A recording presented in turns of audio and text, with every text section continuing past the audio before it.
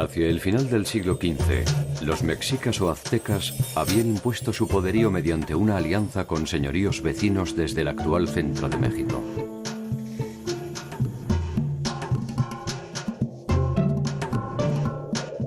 En Sudamérica, los incas ya poseían el control territorial de una vasta extensión que incluía desde Colombia hacia el norte hasta Chile y Argentina en el sur.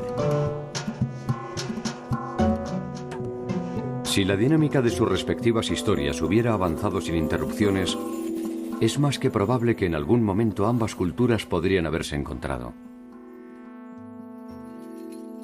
De ser así, el escenario de este encuentro hipotético se habría producido en el área centroamericana.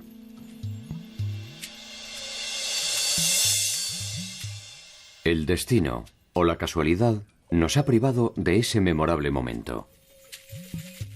Cuzco y Tenochtitlan, las dos ciudades más poderosas de su tiempo enfrentadas o hermanadas en un presente común.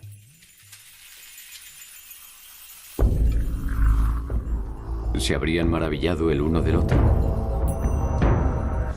¿O simplemente habrían intentado destruirse sin contemplaciones?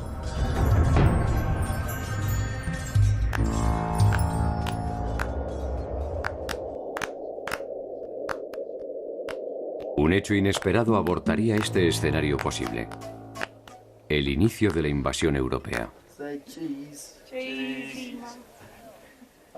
En muy poco tiempo, cientos de culturas diferentes debieron homogeneizarse en un solo mundo, olvidando su pasado casi por completo.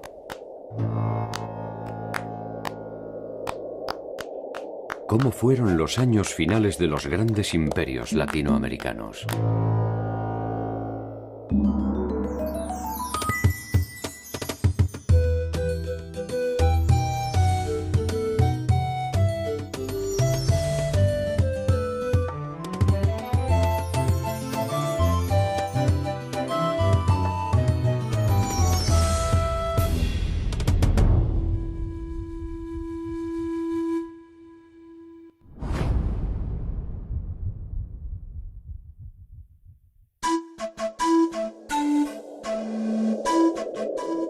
El llamado descubrimiento de América es probablemente uno de los eventos más extraordinarios de la historia de la humanidad. Un evento que en poco tiempo se transformó en ordinario e impuso la lógica de todo conquistador. El menosprecio por el vencido y la imposición de las costumbres del vencedor.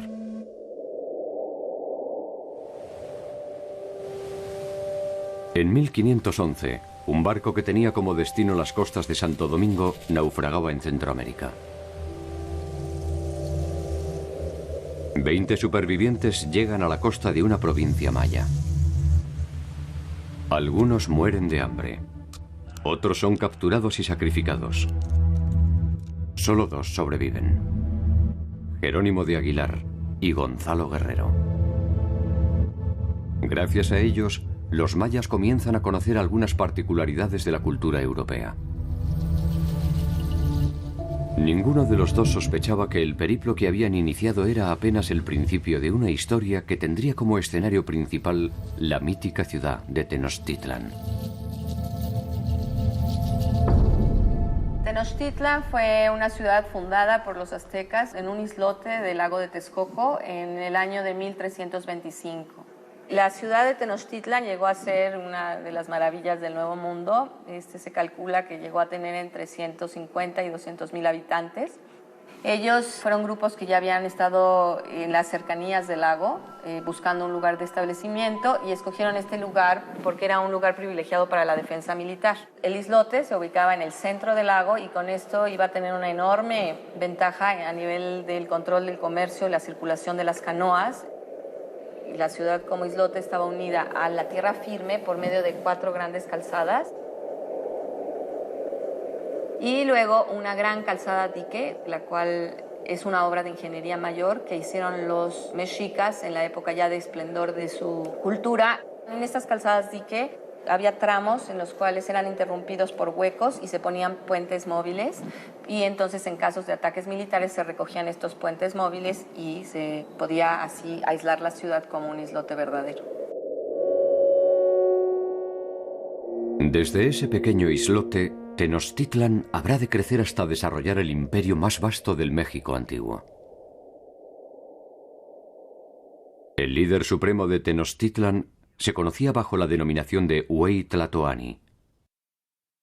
Izcoatl es reconocido como Hueytlatoani alrededor de 1427 y es con él cuando los mexicas logran una independencia como señores y forman una alianza con el señor de Texcoco y el señor de Tlacopan. Esta alianza es conocida como la Triple Alianza. Esta unión, digamos, de fuerzas entre estos tres grandes señoríos del centro de México va a lograr una expansión a lo largo de todo Mesoamérica. Finalmente, Tenochtitlan queda arriba de los otros dos como el que recibe y controla mayor número de pueblos y mayor número de tributos.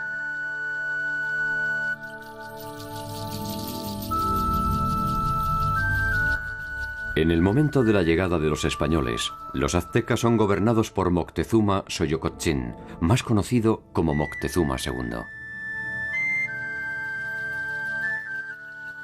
Nacido en 1466 en Tenochtitlan, había conseguido la sucesión en honor a ciertas campañas militares, a su fama de hombre sabio y sensible, pero fundamentalmente gracias a su espíritu religioso.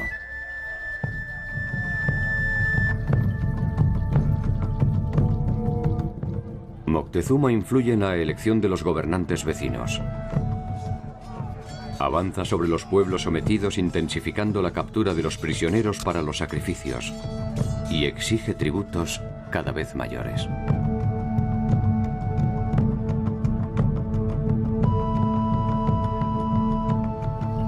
La señal de no pagar tributo significaba rebelión.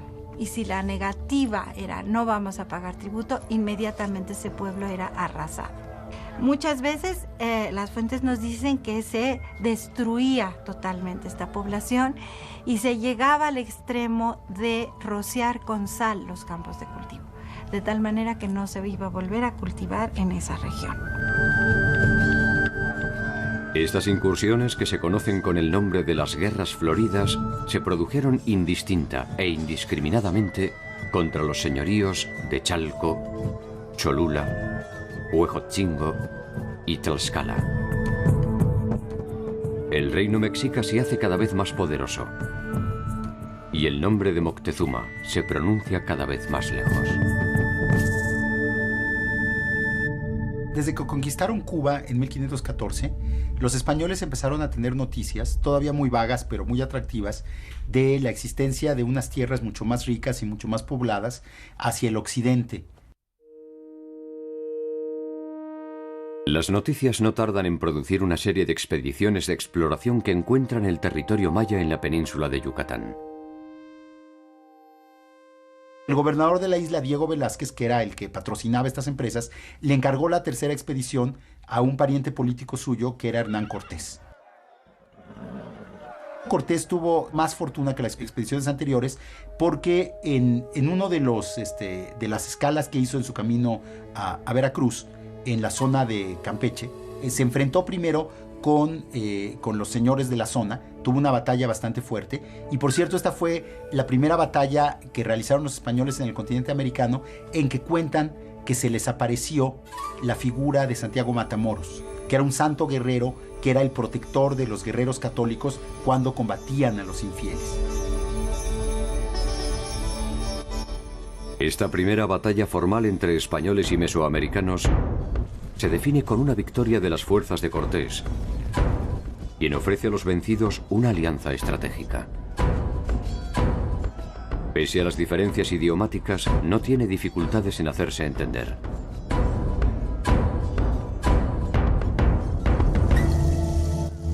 Cualquiera puede comprender el lenguaje de la victoria.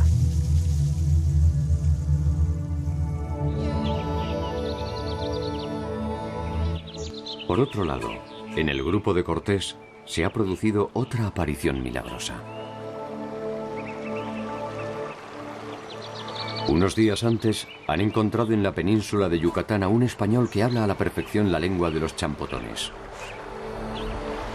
Jerónimo de Aguilar. Jerónimo de Aguilar había sobrevivido con dificultad sirviendo a las órdenes del jefe Taxmar. Su compañero de infortunio, Gonzalo Guerrero, a las del jefe Nachancam. Al encontrar a los españoles, Jerónimo de Aguilar sintió que sus plegarias habían sido escuchadas. Gonzalo Guerrero, en cambio, hacía tiempo que había dejado de rezar. Gonzalo Guerrero se le ofreció en matrimonio la hija del señor que lo recibió y se incorporó con bastante éxito a la sociedad yucateca. E inclusive cuentan los cronistas españoles que se decoró el cuerpo a la manera de los mayas, haciéndose tatuajes y perforaciones como los hacían los nobles mayas. En cambio, Jerónimo de Aguilar no tuvo la misma fortuna y no quiso absorberse de la misma manera. Cuando Hernán Cortés llegó a Cozumel, unos mayas le comentaron que había 2 españoles en la tierra. Y Cortés, muy interesado, mandó llamarlos a los 2. Gonzalo Guerrero se negó a ir, porque, según los españoles, porque le daba vergüenza que vieran que se había hecho tatuajes y se había decorado el cuerpo a la manera maya. Pero yo creo que básicamente porque pues, ya estaba bastante bien establecido y seguramente le había ido mejor entre los mayas que como le iba entre los españoles. Y Jerónimo de Aguilar, en cambio, pues que había estado guardando esta esperanza de ser rescatado, acudió inmediatamente al llamado de Cortés. Al conocer las lenguas mayas, Jerónimo de Aguilar se transformará en la primera mitad del puente de oro que conduce a Tenochtitlán. La segunda mitad tendrá nombre de mujer. Entre los regalos que Cortés recibe de los champotones, hay algunos sirvientes y un grupo de mujeres cautivas que los acompañarán. Entre ellas está Malinche, o Doña Mariana, como la llamarán los españoles. Malinche no solo habla maya, sino también náhuatl, la lengua de los mexicas. Ella, antes de ser esclava, había sido hija de un gobernante. Como fue educada en una corte, en un ambiente de un gobernante, yo creo que Malinche, una de las grandes ventajas que le dio a Cortés es que conocía el protocolo, las reglas de la política indígena. Y ese tipo de interpretación cultural, que va mucho más allá de lo lingüístico, también debe haber sido clave para el papel que jugó la Malinche. Entonces, por medio de Jerónimo de Aguilar, que traducía del español al maya, y de Malintzin, que traducía del maya al náhuatl, ya Cortés podía tener una cadena de comunicación más o menos eficiente. El Códice Florentino ofrece una imagen posible de Jerónimo de Aguilar. Podría ser uno de los pocos españoles que aparecen en torno a Malinche cuando oficia como traductora. La imagen de Gonzalo Guerrero, en cambio, exige una construcción conjetural. Gonzalo Guerrero se tatuó las manos, se horadó nariz y orejas y se unió a una mujer maya con la que tuvo descendencia. Cuando las expediciones españolas posteriores intentaron conquistar Yucatán, en los años 20 y 30, unos 10 años después, combatió al lado de los mayas contra los españoles.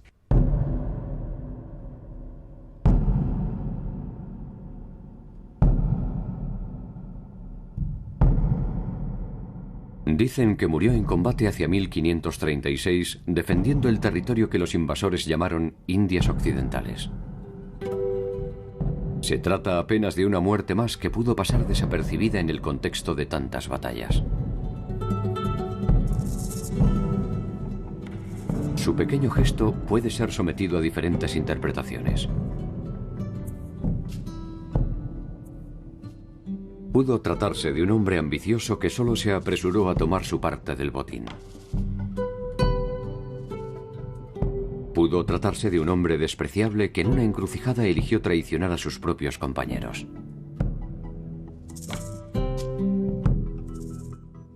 Pudo tratarse de un hombre confundido que, simplemente, eligió el bando equivocado.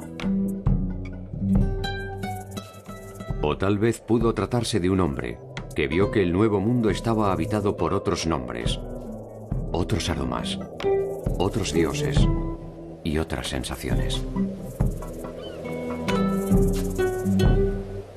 Si fue así, si Gonzalo Guerrero fue este último hombre, tal vez sin querer ofreció una de las pocas versiones de esperanza que nos regala la historia.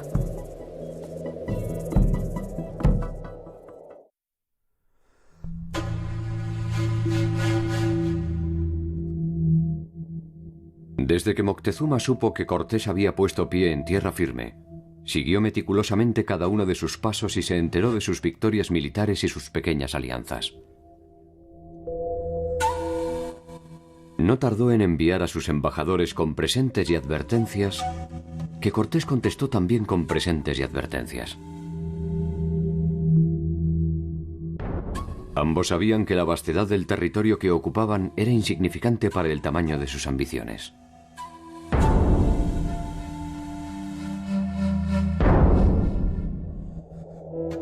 Moctezuma espera en Tenochtitlan y debe soportar una clara muestra de la irreverencia de Cortés, quien en su propio territorio se anima a fundar la ciudad de Veracruz.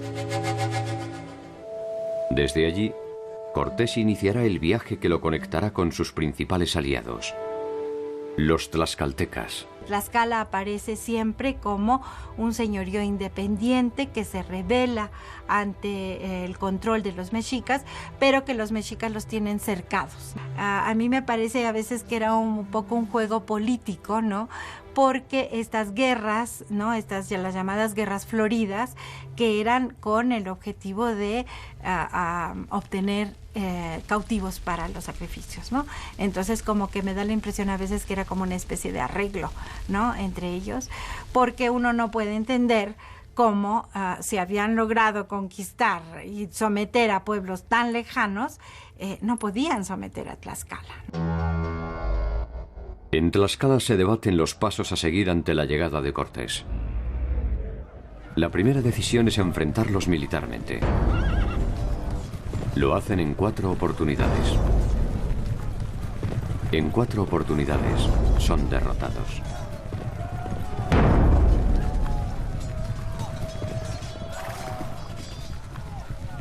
Finalmente deciden aliarse con las fuerzas españolas. El camino a Tenochtitlan está prácticamente despejado. Moctezuma aún confía en que sus dioses podrán derrotar a los extranjeros. La sede para la próxima batalla no puede ser otra que una morada sagrada. Cholula, la ciudad consagrada a uno de los principales dioses mesoamericanos, Quetzalcóatl. Según cuentan los españoles, cuando llegaron a Cholula, les fueron avisados que iban a ser atacados a traición al día siguiente. Y entonces ellos decidieron atacar primero. Y entonces rodearon la plaza principal de Cholula junto a la pirámide de Quetzalcóatl y masacraron a todos los que estaban en la plaza en ese momento.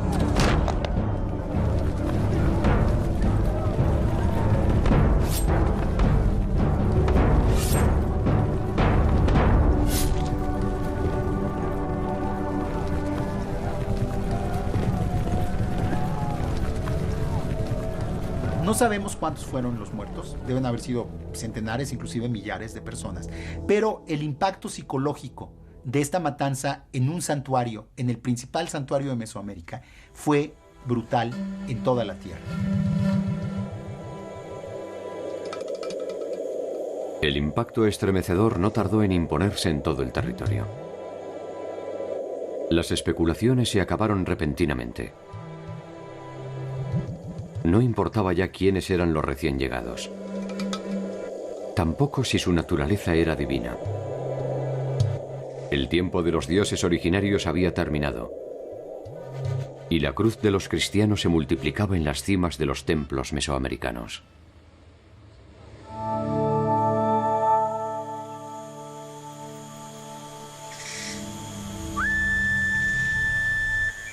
Para la civilización europea, los pueblos encontrados naturalmente estaban perdidos. Esta perdición no solo era geográfica, era fundamentalmente temporal. Estaban perdidos en el espacio, pero también en el tiempo.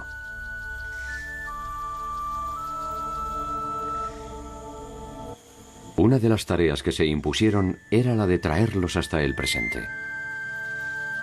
La evidencia de este atraso fue variada.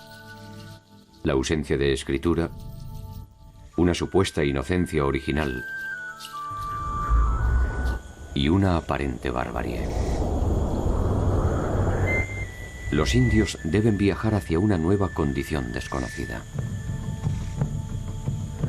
Este tránsito de la condición de indio a campesino, que es un tránsito que tiene que ver con las condiciones sociales, económicas y culturales de la población, se da dentro del contexto de la colonia.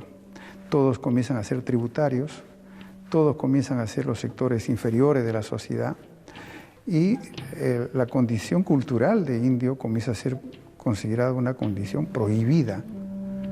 Se prohíbe el uso del idioma, se prohíbe el uso de ciertas indumentarias que representaban la cultura propia. Si hay un proceso de desculturalización, se pierde la cultura porque se evangeliza a los indígenas. Por otro lado, se gana esa cultura nueva, esa cultura campesina.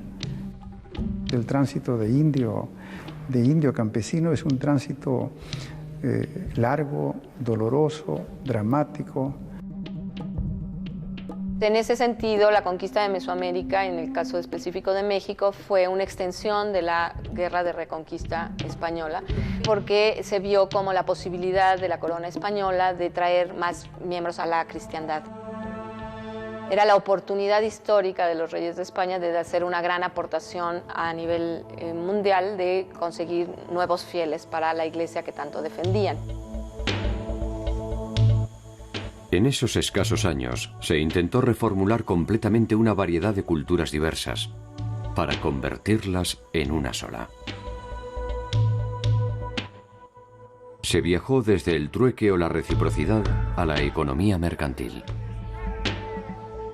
De la escritura pictórica y jeroglífica a la silábica. De un sistema numérico avanzado a uno arcaico. Del politeísmo al monoteísmo.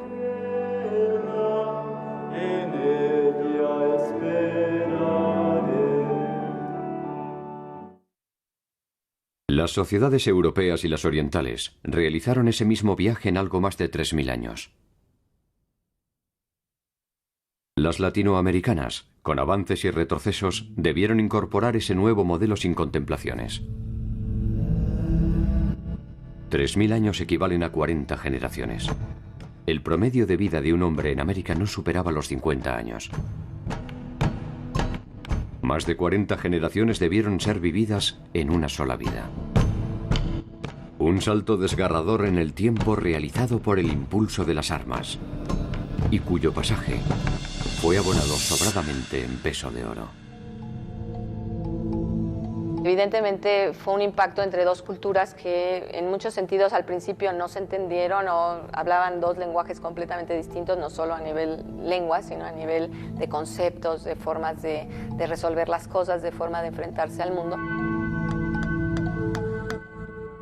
La empresa de la conquista, impulsada principalmente por España y Portugal, germina desaforadamente en una serie de razones concurrentes. La consolidación del poder político de los monarcas mediante la expansión territorial. La búsqueda de nuevos mercados. La multiplicación del comercio y la reafirmación de la fe católica. El poder político garantizaba la profesión de la fe. La Santa Sede legalizaba la apropiación de los territorios. Y los grupos económicos financiaban la empresa que tomaba posesión de lo ajeno en nombre del rey.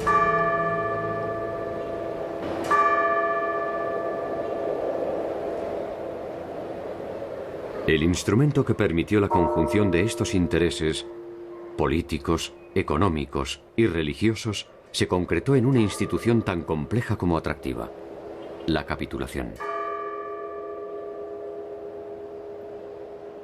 Bueno, las capitulaciones son la forma legal que encontró la corona española para organizar las empresas de conquista. En estas capitulaciones se establecía con precisión cuánto aportaba cada quien, cuáles serían las condiciones básicas de organización de la expedición, y también se establecían con bastante nitidez lo que se comprometía la propia corona. La corona no podía financiar todas estas expediciones, tanto de descubrimiento como de conquista, y establecía claramente sus ganancias, sus aportaciones y las obligaciones que tendría que tener los conquistadores, que como en una sociedad anónima unían sus capitales para cubrir el riesgo. Ellos eran los que realmente corrían con el riesgo de que la empresa fuera infructuosa y perder sus capitales.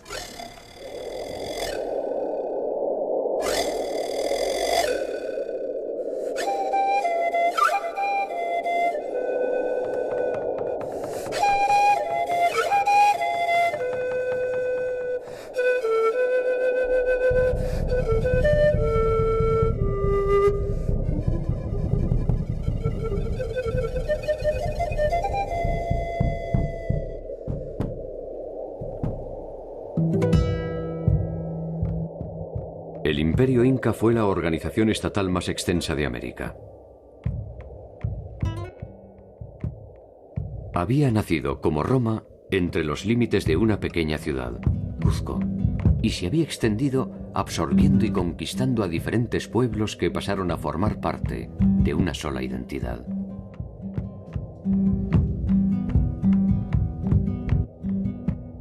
Es sin duda una de las civilizaciones andinas más memorables. Sus ejércitos llegaron a contar con decenas de miles de hombres. Sus ciudades fueron refinadas y monumentales. Su red de caminos se calcula en más de 20.000 kilómetros. Y su población se ha estimado entre los 12 y 30 millones de habitantes. Es una sociedad muy compleja. Fíjese la parte económica y la parte social. En la parte cultural había una religión propia, una cultura propia, lenguas muy ricas, también originales y propias de la población. Esa existencia de una totalidad hace que el mundo andino pudo funcionar como una república aparte, con sus propios valores. El nombre con el que los incas identificaban a su territorio era el de Tahuantinsuyo, y estaba dividido en 4 grandes suyos o regiones. Chincheysuyo hacia el norte, Contisuyo al oeste, Antisuyo al este y el Collasuyo al sur. La referencia a partir de la cual se realizaba esta división era su capital, Cuzco. Una sucesión de hechos inesperados cambiaría el equilibrio del Estado inca. Hacia 1493 se inicia el gobierno de Huayna Cápac. Si bien la sede del Estado inca fue históricamente Cuzco, Huayna Cápac había fijado su residencia en Quito, desde donde consolidó sus conquistas hacia el norte. La importancia de Cuzco se va debilitando, y las posibilidades de expansión del Estado inca se consolidan hacia el norte en detrimento de las áridas y empobrecidas tierras del sur.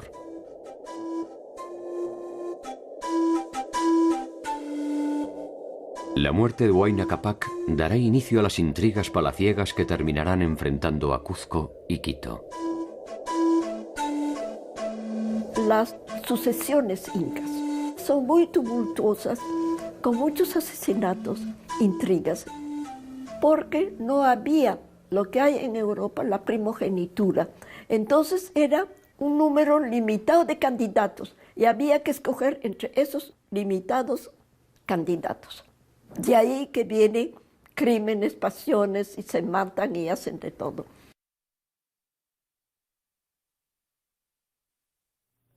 Huayna Cápac muere sin dejar resuelta su sucesión.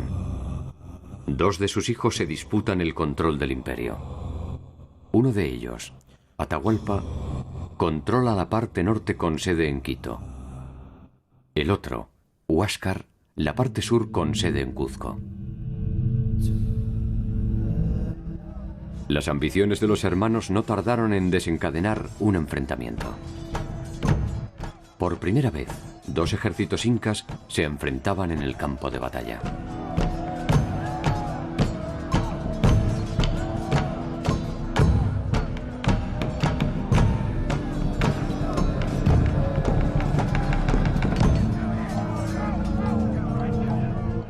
Atahualpa saldrá vencedor de la contienda y Huáscar será ejecutado en las inmediaciones del río Yanamayo. Se dice que allí fueron arrojados sus restos sin pompas ni honores.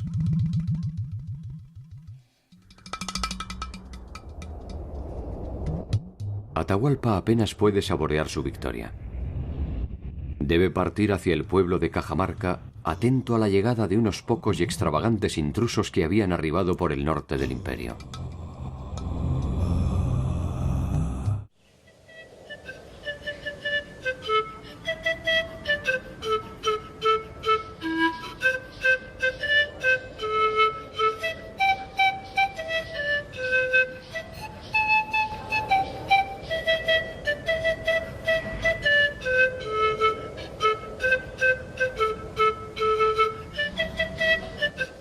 Cajamarca está ubicado en el extremo norte del actual territorio del Perú.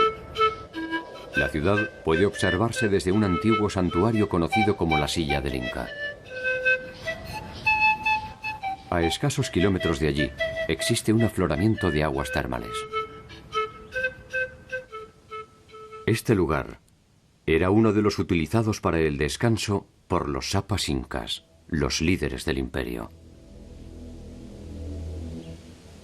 Atahualpa elige Cajamarca para encontrarse con los españoles.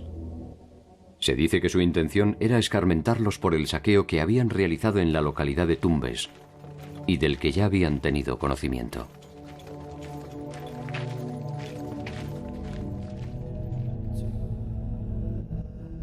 Al frente de las fuerzas españolas iba un tal Francisco Pizarro, encomendero y exalcalde de Panamá, hijo natural de Gonzalo Pizarro Rodríguez.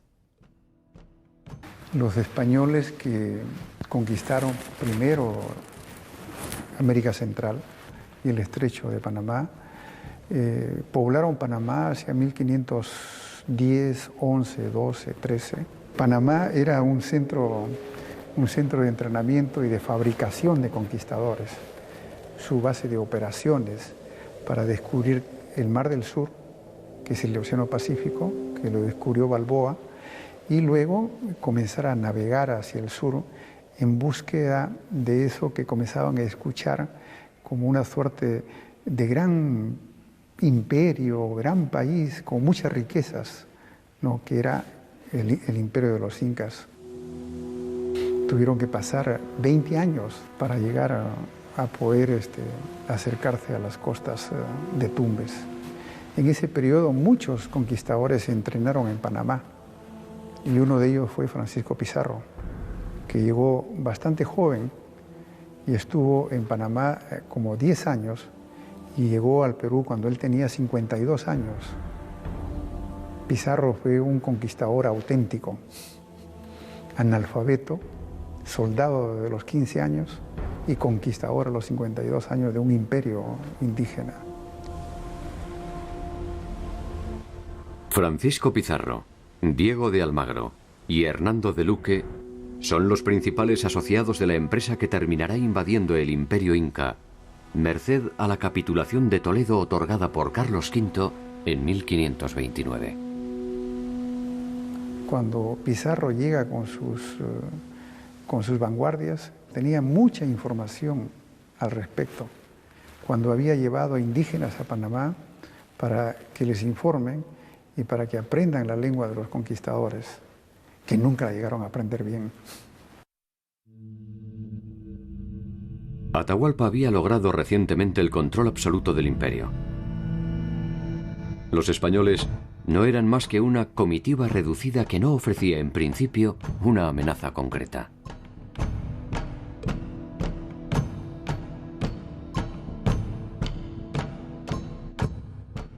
Atahualpa espera por el encuentro en los baños termales mientras Pizarro se hospeda en la ciudad de Cajamarca.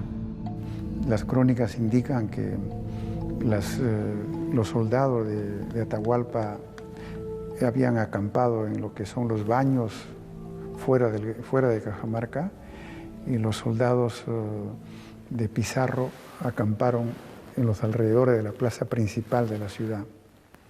Y fue una noche tensa. Uno de los cronistas dice que las fogatas de los soldados de Atahualpa eran tan numerosas como las estrellas que poblaban el cielo de Cajamarca en esa noche. Pero que fue una noche que casi transcurrió en la vigilia aparente, tanto que los indígenas que no tenían un sistema de rotación de guardias pensaban que los españoles no dormían por la presencia de guardias alrededor de la plaza. Yo creo que es muy importante investigar lo que pasó en Cajamarca para poder deslindar un poco la verdad. Los hechos de Cajamarca resultan de gran interés porque en ellos se expone el dramático choque entre dos culturas, que en el breve evento ponen en juego no solo sus intenciones, sino su forma de entender el mundo.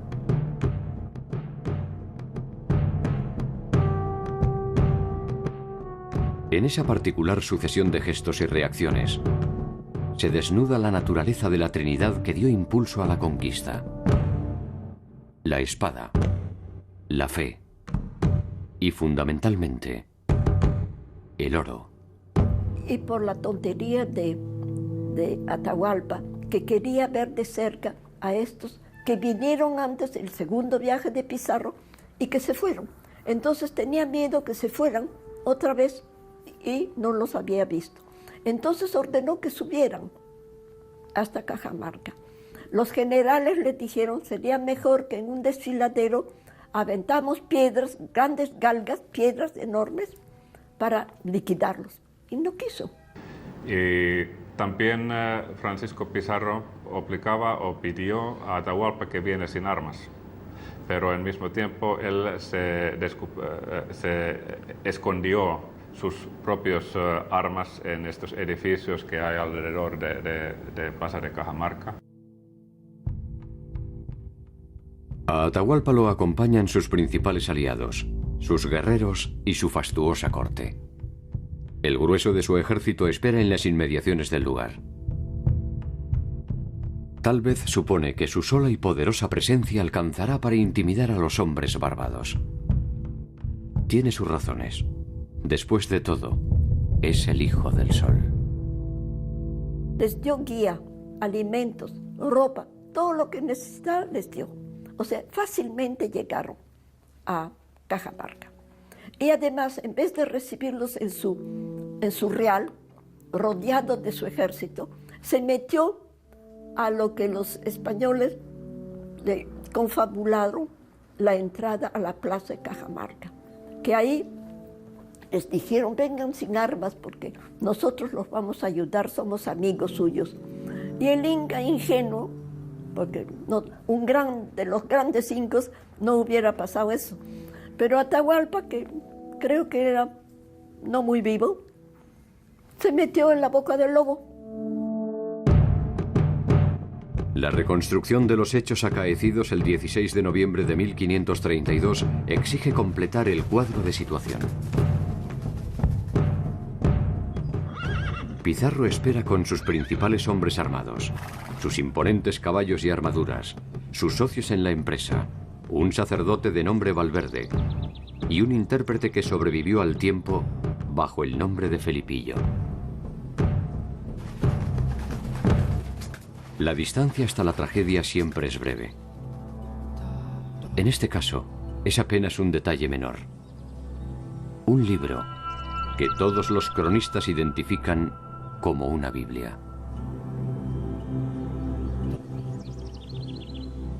Francisco de Jerez integra las fuerzas de Pizarro. A él le debemos la primera versión de los hechos de Cajamarca. Jerez fue testigo presencial del hecho y tal vez por eso su versión es la menos inocente. Atahualpa, intrigado por el dios al que dicen representar los intrusos, indaga sobre las costumbres de los cristianos. Fray Valverde entonces comparece y le explica por intermedio de Felipillo que hay un único Dios verdadero y que Él viene en su nombre. Previsiblemente, Atahualpa descree de un mensaje tan abominable y pide alguna prueba de su existencia. Fray Valverde no tiene otro milagro para ofrecer que su modesta Biblia. Con eso solo, le pide que se convierta a una nueva fe mediante el requerimiento. El requerimiento es la condición de que antes de atacar a un pueblo, el conquistador en turno tiene que ofrecerles, tiene que requerirles subordinarse pacíficamente al rey de España. Lo que pasa es que evidentemente a pueblos que no hablaban el idioma, que no entendían el concepto de dominación, etcétera, hablarle eso, por supuesto, nunca aceptaron el requerimiento, pero sí ya se había cumplido con la fórmula legal de haberlo ofrecido primero. Y entonces, en ese sentido, ellos aparecían como atacados, a pesar del ofrecimiento. Atahualpa tuvo en sus manos por primera vez un libro y, según dicen, esperó infructuosamente que de allí saliera la palabra de Dios. Jerez refiere que Atahualpa arrojó la Biblia con desprecio y que Pizarro ordenó el ataque para lavar la afrenta. Atahualpa nunca hubiera esperado un ataque directo sobre su persona. Es atrapado y su guardia y comitiva personal se desbandan, conmocionados bajo el fuego de los cañones. Sobre la plaza de Cajamarca quedan sembrados los cadáveres que dejó la contienda. Se produjo una suerte de violenta estampida de la población indígena y de disparos de españoles que terminaron con la vida de muchos indígenas, que murieron más por la estampida que por el enfrentamiento militar con los españoles. Entonces lo que era un encuentro de dos grupos y donde las intenciones políticas de Atahualpa era recibirlo pacíficamente para poder, con el apoyo de los españoles que llegaban, poder pacificar y reinar mejor sobre un territorio dividido, se convirtió en un enfrentamiento y luego en la captura de él y al año siguiente en su ejecución.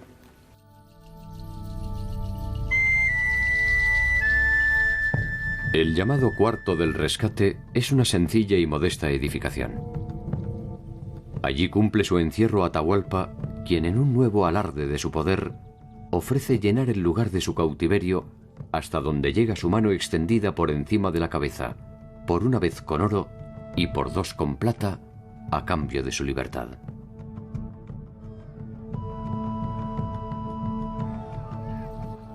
Pizarro es fiel a su naturaleza y naturalmente acepta. El oro y la plata viajan hasta Cajamarca. Sin embargo, lejos de ser liberado, Atahualpa es sometido a un juicio por los españoles y ejecutado, acusado de haber asesinado a su hermano Huáscar, a quien ni Pizarro ni los suyos habían conocido. Según esta primera versión, los hechos de Cajamarca son una reacción de Pizarro ante la afrenta andina.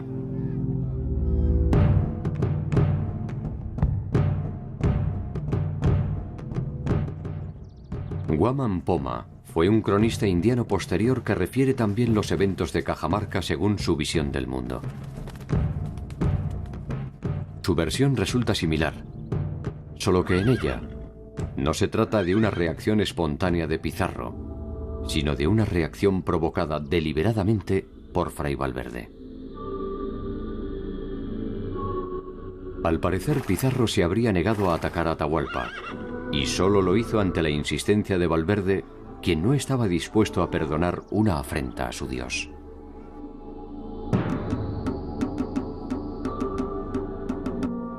El libro en cuestión, la Biblia, incluye un episodio en el que Pedro el apóstol niega 3 veces a su Dios y es perdonado. Atahualpa no negó siquiera una vez al suyo y fue condenado. ¿Será que su Dios no era tan indulgente?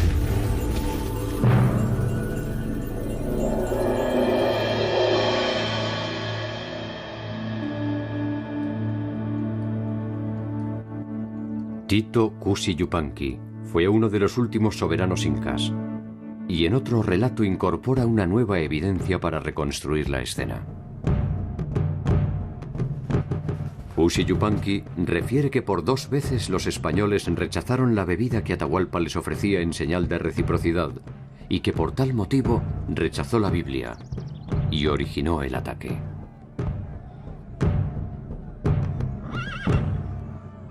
La versión inca se fundamenta también en una afrenta, solo que en este caso el primer ofendido es Atahualpa. Para Cusi Yupanqui es un malentendido lo que da pie al luctuoso desenlace.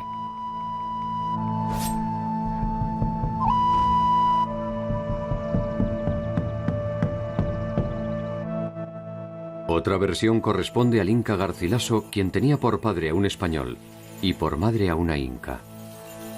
Trágica e insalvable distancia que podría haber inspirado su versión.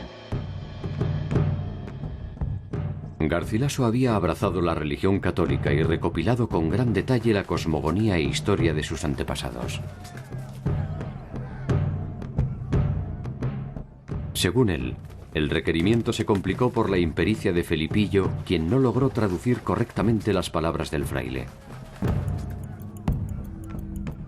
La Biblia cayó accidentalmente mientras Fray Valverde intentaba infructuosamente detener a Pizarro para que no hiciese daño a los indios.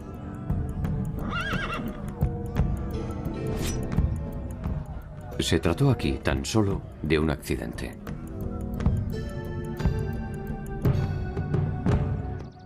De alguna forma, todas las versiones parten de una premisa común: la dificultad para tolerar el mundo de los otros. En defensa del líder andino pueden esgrimirse algunas razones de peso. Su legitimidad está sustentada en su origen divino. ¿Cómo se le dice al hijo de un dios que su padre es un fraude? ¿Por qué un emperador debería obedecer a un capitán? ¿Con qué imprudencia se propone la conversión de un reino en un solo acto? Las preguntas no hacen otra cosa que embarullar lo simple. Las 4 historias terminan con los incas muertos y un cuarto lleno de oro.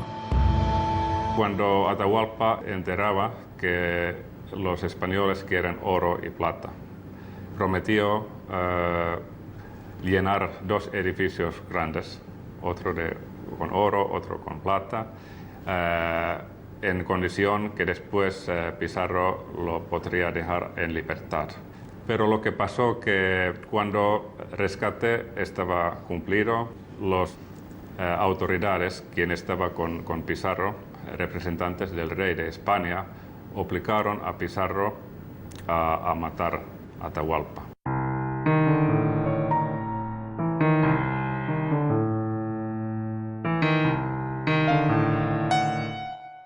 La dinámica de toda conquista es imponer las ideas del vencedor. En ese sentido, las fuerzas europeas no se diferenciaban sustancialmente de los ejércitos de Moctezuma o de Atahualpa.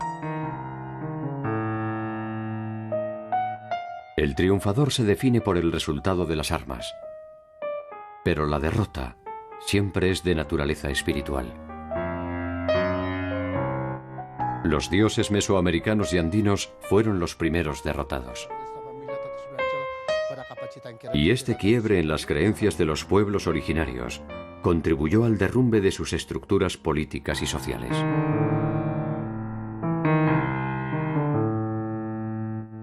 Lo que sucedió es irreversible.